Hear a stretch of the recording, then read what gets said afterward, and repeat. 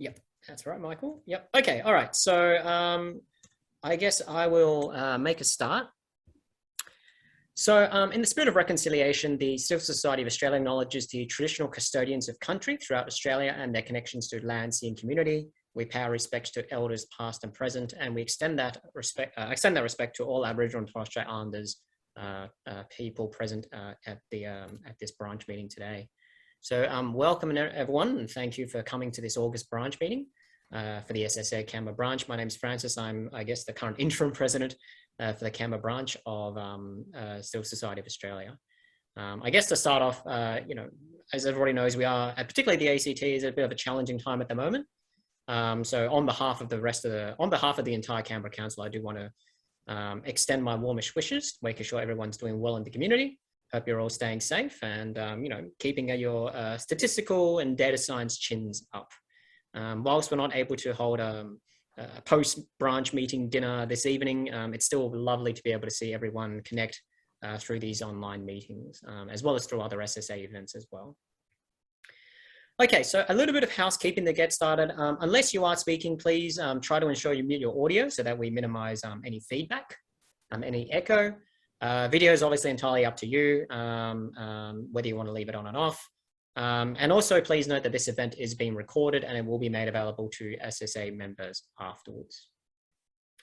Okay, so for those who are not aware, the Civil Society of Australia is the national body to represent statisticians, data scientists throughout across the country. And if you want to know more about events, workshops, meetings, and all that cool stuff that takes place, both nationally in your local state or territory, you can visit www.statsoc.org.au. And if you want to get involved and give back to the stats and data science community in ACT and regional New South Wales, you can get in touch with us at SSA Canberra at gmail.com. Okay, so today it's a great pleasure to have Professor Alberto Neto Aguirre from the University of Wollongong presenting. Alberto very, I guess, relatively recently joined UOW, currently heads up the Centre for Health and Social Analytics at the National Institute for Applied Statistics Research Australia, or NIASRA. He was previously based at the University of Calgary in Canada, working collaboratively in health and medical research projects in pediatrics and injury prevention. And quite appropriately, Alberto is actually also going to be taking on the role of the co-chair of the SSA Biostatistics section. And today he's going to be talking about biostatistics collaborations in health and social research, the road taken. So the floor is yours, Alberto. Well, thank you. And just because, well, I am all the way over here in Wollongong, I want to also, you know, acknowledge the traditional custodians of the lands on which the University of Wollongong is situated. I pay my respects to Aboriginal elders past and present who are the knowledge holders and teachers. We at the UOW acknowledge their continued spiritual and cultural connection to country. As we share knowledge, teaching, learning, and research within the university, we also pay respect to the knowledge embedded forever within the Aboriginal custodianship of country.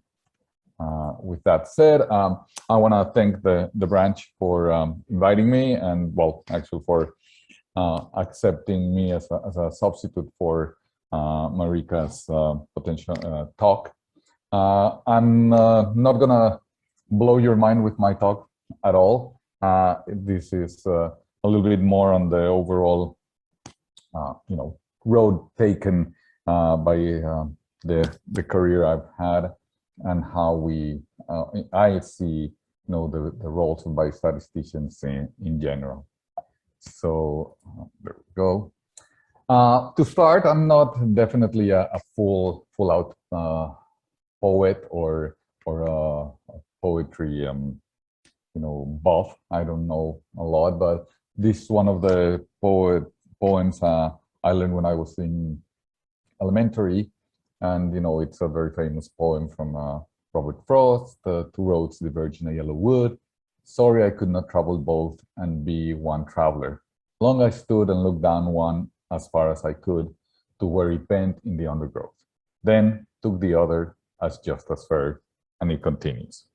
So I decided to use a little bit of playing with this. And by the way, that photo, it's a photo I took somewhere in here. I can't remember. I think it's in the near Katoomba. So I'll give you a little bit of background so that to get an idea of why these roads, right? So my background is on applied mathematics, a bachelor's. My master's was course-based master's with application on spatial point patterns. My PhD was in statistics, but I started already in that moment wanting to do things with health. So my thesis had to do with cell shape analysis via functional data analysis. And then I was lucky enough to do a postdoctoral fellowship with Hugh Chipman on transactional graph communication data, where we were looking at exploring random graph modeling, P-star models, some NCMC for latent space modelings, and within them we also had a data mining research group, which this was in 2005, where part of what we now call data science started, right? All the machine learning and part of that. At the end of the first year of my postdoc, I had simultaneous offers to extend my postdoc or to go to a job at the Children's Hospital back home in Calgary. So first, I'll talk about one of the roads, which was the one, on methodology and on looking at more stuff, which it was during my postdoc.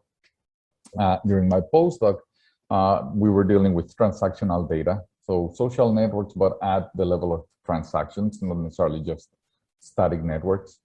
Some of the examples we had were on binary and count data, either just A connects with B or connects this many times with B. And part of the whole thing I had to do was looking for models for each type of data.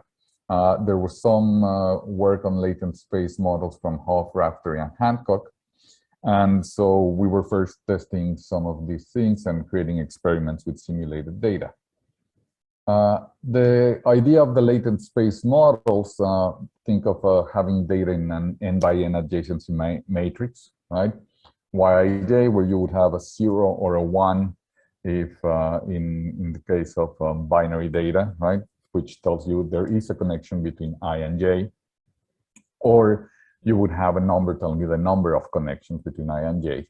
The whole idea was to model it a little bit based on what you do on generalizing your models with a link as a function of,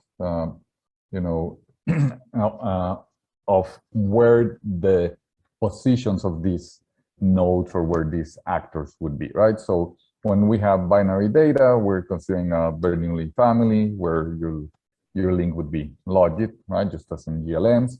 And when you have count data, we think of a Poisson family. The idea of these ZIs that I am presenting are positions for these nodes or the actors or the people who were connecting in some Euclidean latent space. The assumption is that the edges, the connections between I and j, are going to be independent once you condition on these positions in the Euclidean space, right, on the ZIs. With the assumption that if two people, actors, nodes are closer together in latent space, they are more likely to create an edge, right? And this also comes from some of the theories in networks, that when you illustrate networks, if there's more connection between two nodes, you tend to put them together.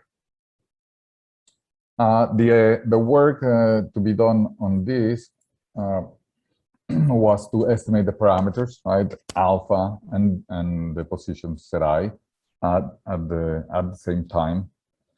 With alpha, you're thinking of what is your overall expectation, or let's say odds of having a connection, and then the distance was going to be the affecting part, right? One of the things that we need to be thinking for closeness is that distances are induced, right? So when you just have binary data, is there a connection between I and j, and maybe between j and k? The distance then becomes path distance, right? So how many steps or how much do you connect? The idea went to saying, let's use multidimensional scaling to this distance induced to get the starting positions. And from there, suggest some starting alpha values. use your maximum likelihood estimates as starting values for a Markov chain Monte Carlo to try and then have these things, both of the parameters estimated simultaneously, right? So you first update your ZIs, then your alphas, based on the likelihoods that you have. Obviously, there were some computational issues regarding the distance, right? Like, is this induced distance the best one? Is it just doing 1 over the inverse of the path or different weight? The potential use of covariates, and whether or not you have direction in a network. The first models start assuming no covariates and a non-directional communication. So I and J communicate. It's not important if I sends to J or J sends to I, right? So based on this work, the idea was, well, now that we have these models that you're going to be estimating, let's, the usual, let's try to simulate and see what we estimate. Is our model working well? So is our space discovered the real space? So some of the things we start doing, you generate a toy set of 20 positions in, let's say, R2. And for the binary data, consider an alpha of 2.5, generate a probability, and cut the probability. If you're higher than 0.5, we would say there was a connection, and if not, there isn't. For the data that was on counts, right, when you're really considering how many times there were connections, we consider that alpha in the model to be 2.8, basing it to be really like the mu of a Poisson distribution, right? So with this, running the simulation, you run then out the models on the data that we had simulated to get the ZIs, the MLE positions, and also the posterior, the positions based on the posterior probability, and also for get estimates of those connections, right? So what we wanted, right, was to have probabilistic modeling for predicting the edges, right? Whether there is an edge or there isn't an edge, or there is these many connections between I and J, right, for the counts. We want to think of that ZI configuration because that illustration tells us, when people are closer, they may connect more. And so some of the things that you want to do is measure the performance of the estimation of those ZIs visually, and also measure some performance on the estimation of the expected values or the values themselves graphically. So the models are run, and this is one example where on the left-hand side we have the original binary data. When I have there the half rule, that's that if you are more than 0.5, you get an edge. If no, you don't. On the right-hand side, it's the estimation we get from the dark dots are the MLE estimated positions, or well, just kind of direct from the multidimensional scaling. The red ones are the ones that get moving according to the model on the posterior distribution, right? So in here, we're doing the connections between them based just on purely MLEs. And you can see that except for some effect of rotation, the network seems to look overall similar, right, on the number of connections. And here, now if we look at how the ZIs connect based on those posterior distributions, on the posterior modes, we can see, well, there's still somewhat the same behavior, right, on some of those connections. So these were some of the things that we were working on. When it came to counts, it got a little hairier. And if you look at the right-hand side, it's kind of flipped on the diagonal, right? If you look at number 18 and number 1 here, on this other one, on the left one, 18 is up here and 1 here. But you can see that now we're missing more connections in our estimation when it came to just the than when we did just the binary, right? still some of the clustering and some of the behavior is still, it was still caught, like this cluster down here being more connected amongst themselves, just as in here, than to the other ones. And in here you can see, I mean, again, now with the posterior, same kind of behavior. They are obviously different, but in the overall idea of where some of the bigger clusters exist are there, we were definitely missing a lot on the connections. So I'll stop here just in that sense and saying, well, we were dealing with this. There were many things to consider. Obviously, I'm super boiling this down to just give you an idea of, well, what I was doing. There were many things to consider on whether or not you need to be thinking of different space, whether you're not only in R2, in R3, the directionality, how would it be considered when inducing the distances, etc. And that's at the point we were with proposing this kind of model when the offer from the Children's Hospital came. Family was still over there, and so that's where I ended, right? So the other road, right? So that first road was more on methods and trying to develop things. The Alberta Children's Hospital, right? The other road where I ended up. What was happening at the Alberta Children's Hospital? At the time I arrived there, the typical usual research team in health looked as, you know, medical doctors, a bunch of specialists, many times residents, right? Just like we do our grad students. Sometimes an epidemiologist or some medical doctor with some epi background, but there was rarely a statistician, right?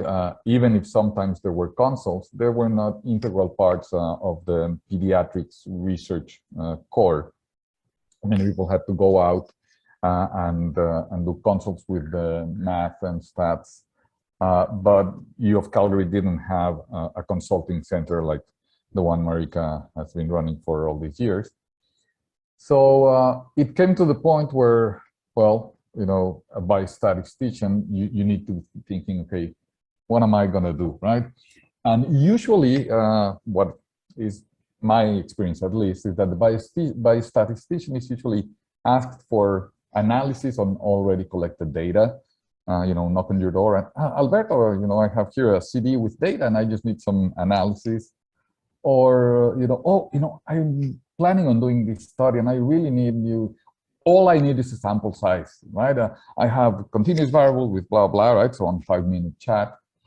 And sometimes there were some people that really thought about, okay, I want to talk to you about analysis, given that I have a research quest, right? So I need your help on planning a full-out research plan and a statistical analysis, which was the way I was driving things to say, come, let's talk, let's be collaborative from the beginning, right?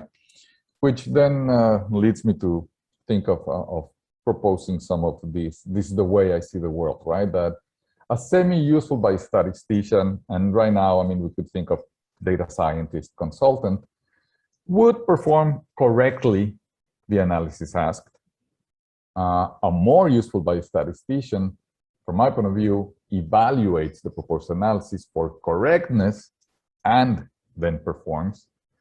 Even better, evaluates, if not correct, proposes the right one to be done, and then, you know, goes and ahead and it's performed. But I think that when you think of the really useful researcher, biostatistician, and data scientist, we need to go into another, the other slide, right? Because it's the part where the full idea of that other road when you become a collaborative researcher in health. So my recipe for a really useful biostatistician is the one that's going to read the full research proposal and protocol and gives feedback on all of it.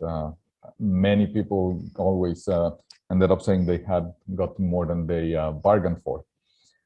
You get the context, you look at the review for the literature, and you ask for it to see if it's up to date. You have to interpret and ask about that main research question, right? You need to ask about those objectives. the hypothesis posed, you need to then look at the overall design, right? Consider the potential sources of bias, inclusion, exclusion criteria, consider operational definitions. Although a lot of the other disciplines think a lot that they know, they have the perfect idea in their mind, but when you say, what do you mean by the impact of environment on health? That's very broad, right? So which part of the built environment, on which parts of health, and what do you mean by impact? What are your operational definitions? And then once you have all of this, considering the format and granularity and state of the data that you may be able to get or that is in existence, right? Once you have all of this together, you need to be thinking, okay, now I can translate all of this into statistical or data problem, which was always a difficult message to send, right? The people said, well, no, I'm telling you what I have. And he said, well, I need to know the whole context. If you don't have the right design, all the biases, et cetera, are going to come in. And then I say that only then, and finally, then you can go and say, well, now I can talk and we can get an analysis plan. So on that part of the world at the beginning, there was a little bit of the sense that, are you sure you want to help me? Because you're asking for too many things. And I just came for a sample size, right? But I think that this was the way things were better for me to work and for anybody statistician to get into collaborative research, right? So I'll just talk about several examples, but I'll go a little deeper into this one example on, an opportunity to be useful by a statistician, which had to do with studies on oxygen saturation measurements on newborns. I'll give you a little bit of background, right? It is obviously important to know how much oxygen is being received, right? You can put the oxygen mask on a baby or on a person, but that doesn't mean that your body is necessarily receiving all the oxygen. So that's where you're measuring the saturation of oxygen. It is known that low saturations can affect development. It is known that normal levels expected for babies are between 85 and 95% of oxygen saturation. So the data that they were actually getting was quote unquote continuously measured saturations. They have we've all seen on TV, the little device they put on your finger, the oximeters, that are registering discretely every 2 seconds, right? But we know that the process in reality is continuous, right? The way you breathe, the way it is the oxygen is being assimilated in your body. And at the same time, they were also getting pulse and other stuff measured, right? So one example of the data, right? This is how the data looks for some minutes, let's say on one baby, right? So it is moving up and down. And that's one of the things that was, starting to get clear in my mind, that when they talk about asaturation, that we either momentaneously or averaged throughout the time. So some of the things that they used to do was to say, well, per person, even if I took 5 minutes or 10 minutes, let's just do the average saturation for this kid, and that becomes your variable, right? So they didn't have to, they were not worried about repeated measures or anything, because now they have one value. And now let's say we have 3 groups of low oxygen delivery, moderate oxygen delivery, and high. We can go and do our usual analysis of an ANOVA or whatever, right? Just comparing 3 groups, which we could say works. But I came to the point where I said I don't want to be against parsimony or doing things easily. But in this case, in my mind, I was thinking, well, aren't we oversimplifying, right? And aren't there lots more assumptions than now when we talk about the mean saturation for this baby? What is the assumption that mean happened? How, right? I was telling them, well, this may give some unexpected results, because again, you're just collapsing everything. And ignoring the granularity and original format of the data, we may not be able to really answer the correct question, right? When we're thinking that low saturations may have impact on development, right?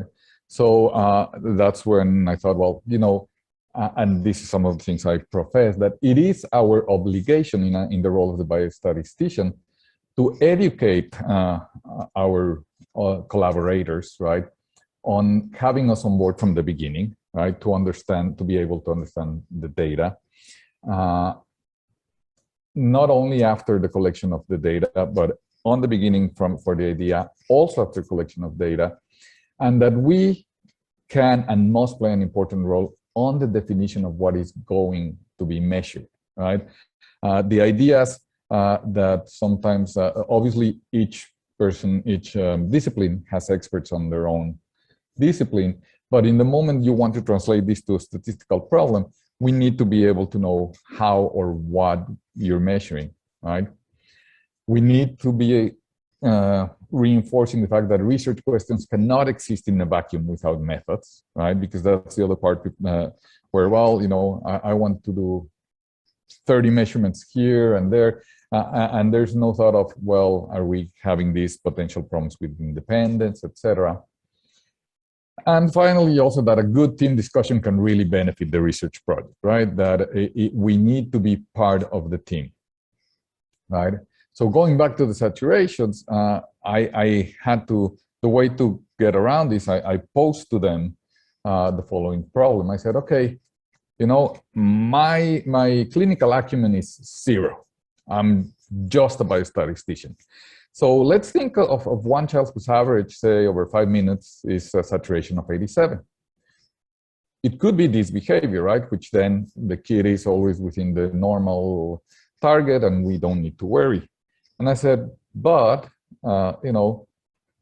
it could be this behavior, and that behavior still has an average of 87, but the kid has spent the first part of its 5 minutes outside the desired limit, right? Or it could be this one, right, where the average is still 87, but the baby is getting, saturated. Said, so clinically, are these scenarios the same, right? And again, I said, in my mind, from what you've told me, in the first case, I wouldn't expect any adverse outcome. In the second one, from what I've learned, something may go wrong. In the third, we don't know, right? So that was part of posing the problem I saw with just saying, oh, let's just take the mean, right? So we really need to be doing something that just the average per child. Some of the pushback I got was, well, it gets difficult for people to think of multiple measurements, etc. And so, I had the idea of, well, the first gain I got was to think, well, let's at least consider proportion of time the patient spends below range, right? Because in all of these different cases, the average was still the same, but the proportion of time. But even when you think of proportion of time spent below average, instead of this, you had this. In these two graphs, now the proportion of the time a patient is outside of the normal range is the same, but again, regarding potential issues, here you have longer periods of desaturation, right, of low oxygen. So I was, making a little bit of leeway and moving forward in getting to see that things need to be measured differently, right? So then I said, well, what can we do, right? So I finally got them to the fact that it is credible that the actual pattern in each child is of importance, that each curve or each graph, right, and behavior is different. So I was able to push for the use of functional data analysis to capture full behavior, right? So one example of this was a small study in Quito, where there's a hospital situated at a high altitude, and what they wanted to know was the idea of how babies they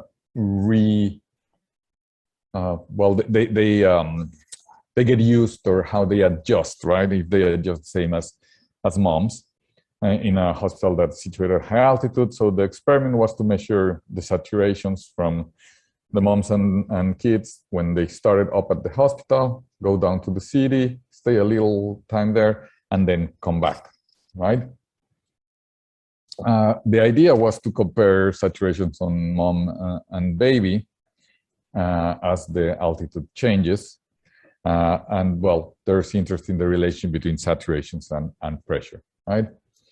One of the big things was that the information that I had on this data trickled in, and they actually had lost some of the pairings of whose baby was whose mom, the other way, whose mom was for which baby, right? But again, some of the first thing they had proposed was, well, let's just look at the top, at the bottom, and at the end, at each number, right, at the average of the last minute, and then just look to see if these are the effects, right?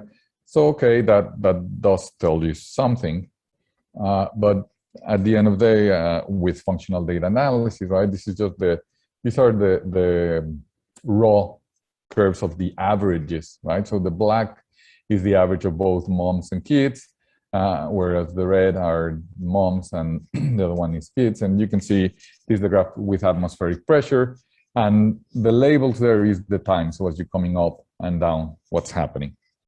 So the idea then said, well, we know that saturation and pressure do not change in steps. They're actually continuous phenomena. So let's look at them as smooth curves with functional data analysis. So you fit the curve as splines of order 6, and we are observing them with respect to time, right? So the time goes by as the pressure changed. And then this is the kind of graphs that we're looking at, right? So now we're seeing that the patterns are actually different. This is just an example for the moms. At the end of the day, now you can see the average for moms and the average kids. So one of the things that's important is that the behavior is similar, but not necessarily the same values, right? And functional data analysis, you can do a functional t-test thing, right? So you can see as time went by, which are the places where you really had bigger differences, right, between the curves. So anyway, so this was one application. They were really happy to now say, okay, well, now we can really see up to which time or at which point we can really say things are different. So that was a long-winded, okay, there are moments where there's a lot much more than can be done, right? So I'll, in the interest of time, yep, I still have like some 10 minutes. I'll just say some of the other things that I've been doing or did, trying to be, a useful biostatistician, was doing some work on social network analysis for evaluation of school interventions. It was nothing of that would blow your mind, but at least applying some of the bootstrap methods from Bogarty and other people on being able to compare some of the things they wanted to know, right? Has our intervention made kids in school connect more, right? So rather than just do graphs. Some of the things in transition for pediatric care. So in Canada, once you turn 18, you don't get care at the children's hospital anymore. You're sent to the adult hospital. And for chronic diseases like kidney disease, etc., this is a period of actual, of potential problem. So some of these projects just with Susan Samuel, the nephrologist, on getting together to decide on what is the actual outcome of interest, right? What is the outcome that you want to see? What is an outcome that will be measurable and of interest to the patient? So we dealt there with looking at relapse rates, right? Rather than just, well, have you relapsed during this period? Yes, no, then that will definitely not let you investigate. Some other places where multidisciplinary methods work has been done. We're in the planning for a randomized control trial for second-line agent medicines in kidney disease. We've actually been chatting with some people in Sydney for the idea of whether or not being able to do adaptive trials, because although the technology exists, as the $6 million man would say. The attitude from nephrologists on, well, I really just want to do the way I do things, becomes a problem, right? On global health, we're about to submit a paper on a lot of the global health I was helping. It was in rural Africa, where they used to do the sampling of homes based on the WHO spin the bottle, where you just spin the bottle, start going in that direction, and then you just keep going to the closest home to the right. And many of the rural areas in Uganda and in Tanzania, as you get closer to the center where the water, where the commerce is, there's kind of strata concentric to that, right? So once I landed there and they said, oh, well, we're doing this, I thought, well, we need to be thinking of at least having some way of just going to the edge and coming back and up, so that you have enough from the potential strata that's on the outside, in the middle, and in the center. And also, I was invited to be part of Methods Matter, which was one of the first international get-together from the International Olympic Committee for all the injury prevention research that they do. So those are some of the places trying to inject more rigor for getting better outcomes. So now I can tell you about, after following that road, I'm part of NIASRA and the Center for Health and Social Analytics. The idea of the center is to establish and focus on collaborative research projects within the university and external. Now there's a little bit of walking on the other road, because we need to develop methodological research plans in areas of competitive advantage, identify opportunities for education, training, and capacity building, and review relevant service subjects, right? One of the things we want to do is think of a statistical literacy and standardizing things, right? So service subjects to have them refocus on data science. And obviously the idea of capacity building through developing short courses and training modules. Some of the development applications / interests, there's many, but because lots of interests, many applications, and some development on translational research, statistical data integration with linkage, analysis, and complexities, trying to emphasize the idea of reproducibility, overall statistical machine learning. There's an interest on text analysis and embeddings, and obviously networks. Some of the things that have to do with capacity building is that education and training. So the idea is to try and seed the whole data science thinking from the undergraduate level through the center and through these courses, through standardizing the courses that are not only that are available to the other disciplines regarding our discipline, and obviously translation, presentation, interpretation, and visualization, right? Not only for us, but a lot of the collaborative research usually asks for visualization, and part of the data science program actually is having a full subject on this. And anyway, so, and as the poem finishes, and that has made all the difference. Thanks, it was, a little bit of this and that. Think I'm still, within time.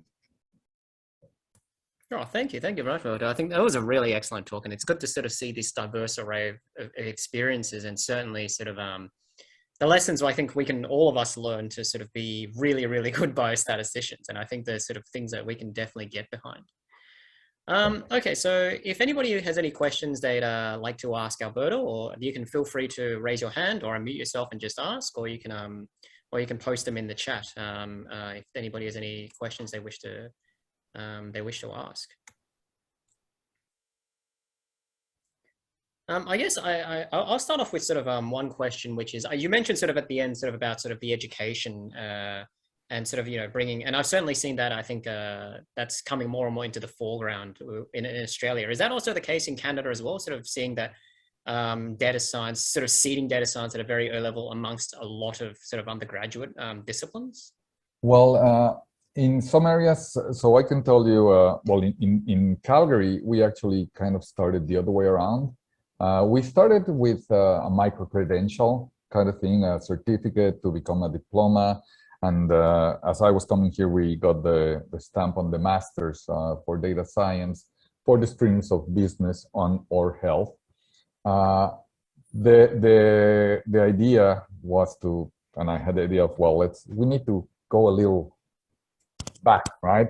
A lot of it was that many people were trying to redo with COVID, etc. Redo some. It was the time to say, well, I still need to be home, or I lost this other job, to get that extra credential on top of what they had, right? Throughout my teaching within the resident course, whether calling it data science or not, the idea for reproducibility, etc., was always in my agenda. But I think when you go and look at what the Statistical Society of Canada was doing and the education part, and mainly in Ontario, they have a lot more on statistical thinking, leading even sometimes at the high school level, right? The full out sexy data science movement, I think it's a little more present for the undergrads over there. But everybody's trying to get on the data science wagon. Yeah, the bandwagon. Yeah, no, that's thank you very much for that. Are there any other questions or comments that people want to ask or raise?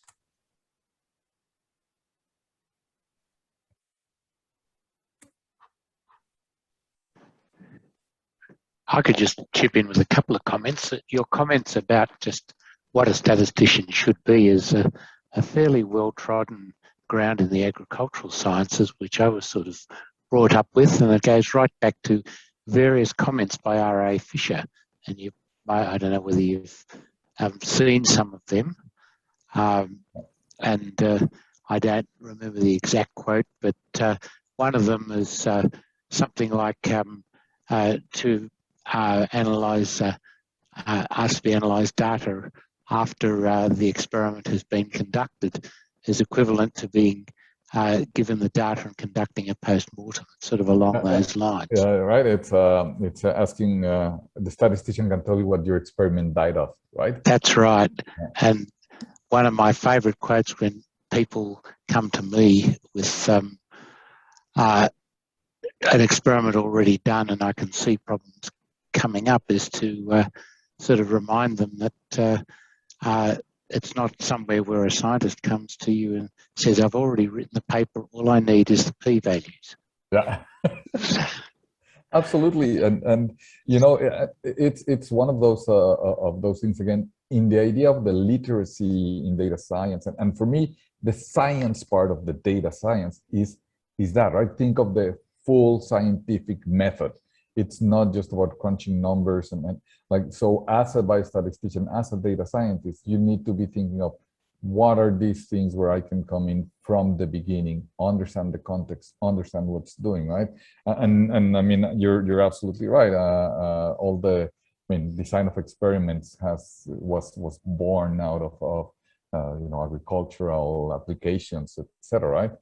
And that's where people were thinking of what they were doing, right, before just doing it. Yeah, excellent point. Okay, so there's a question in the chat from Alice. Thanks for a great talk, Alberto. Could you tell us a bit about the funding model for the Centre for Health and Social Analytics? Do your collaborators pay directly, or is there a component of central funding? Well, so right now, the center right now, it's yours truly, right? That's the center right now. There was the funding came from I guess it was derived from the needs assessment and a report that was which is now also part of the strategy within the university, right? So, but that funding was for my position as such.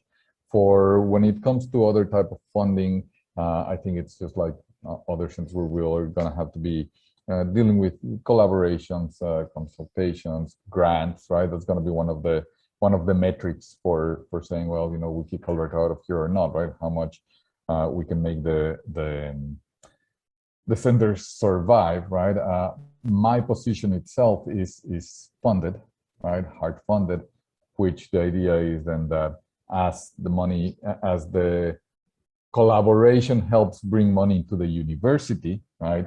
On big grants, on projects, then it is, you know, set off to say, well, you know, this is a position that still needs to be funded because we are, you know, generating part of it. So it's not like some self-costing idea on, let's say, consultation, right? Where you could say, well, pay for consultation and we get it here. And that's bringing up so that's one of the things that I look into collaborations. You know, I need to be thinking of, you know, getting grants, getting money, but the idea is also to just the other metrics on publications and just being part of good projects are still going to be part of the center's metrics. Yeah, it's really interesting. And I guess a follow up on that is sort of, because you mentioned again, education and courses. I mean, does teaching sort of filter into that as well?